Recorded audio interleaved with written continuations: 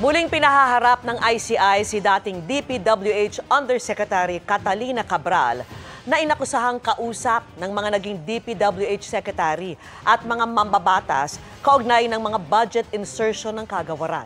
Naghihintay rin ng ICI ng hudyat mula kay Congressman Sandro Marcos para isapubliko ang naging testimonya niya kamakailan. Nakatutok si Joseph Moro. Ipinapasabi na ng Independent Commission for Infrastructure o ICI si dating Public Works Undersecretary Catalina Cabral sa susunod na linggo. Kung sisipot si Cabral, ikalawang pagpunta na niya ito sa ICI. We are hoping that she appears. There are information that the Commission would want to get from her.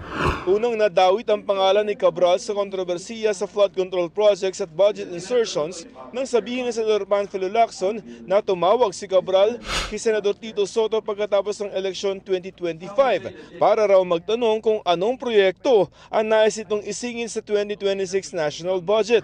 Sa pagsasalarawan naman ni dating DPWH Undersecretary Roberto Bernardo, makapangyarihan daw si Cabral dahil kaya raw nito magtanggal, magdagdag at magbago ng mga insertion sa DPWH budget sa NEP o National Expenditure Program. Si Cabral pa raw mismo nakikipag-usap sa mga mambabatas kung magkano ang alokasyon sa kanila sa mga proyekto ng DPWH. Sinabi rin ni Bernardo sa kanyang testimonya noon sa Senado, naghahatid din siya ng pera sa bahay ni Cabral. On multiple occasions, I personally delivered and also caused to be delivered cash to Yuse Cabral at her house at Tatalon, Quezon City and other places. Yuse Cabral would tell me that she would communicate and meet legislators to inform them of the amount of their allocations and ask them for titles of projects that they want to include in the DPWH budget. Yuse Cabral has total influence and authority in preparing and finalizing the NEP for infrastructure.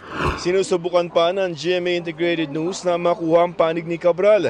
Sabi ng ICI, posibleng si Cabral na ang huling resource person na maipatatawag nila bago mag-Christmas break simula December 24.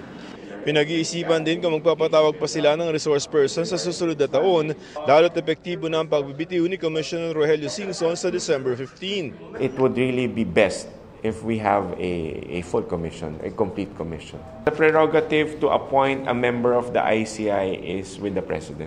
Ayon sa ICI, naghihintay na lamang sila ng sulat mula kay House Majority Leader at Presidential Son Congressman Sandro Marcos para maisapubliko na ang naging pagtestimonya niya sa komisyon. Kung matatandaan, humingi si Marcos ng executive session on December 4, pero sabi niya rin noon, I have given the ICI full authority if they deem fit to release the video of my testimony. That will be discussed by the Commission, and of course, upon their decision, then we will, if the decision is to share the video, then we will share it to the media. Para sa GMA Integrated News, Joseph Morong, Nakatutok 24 Oras.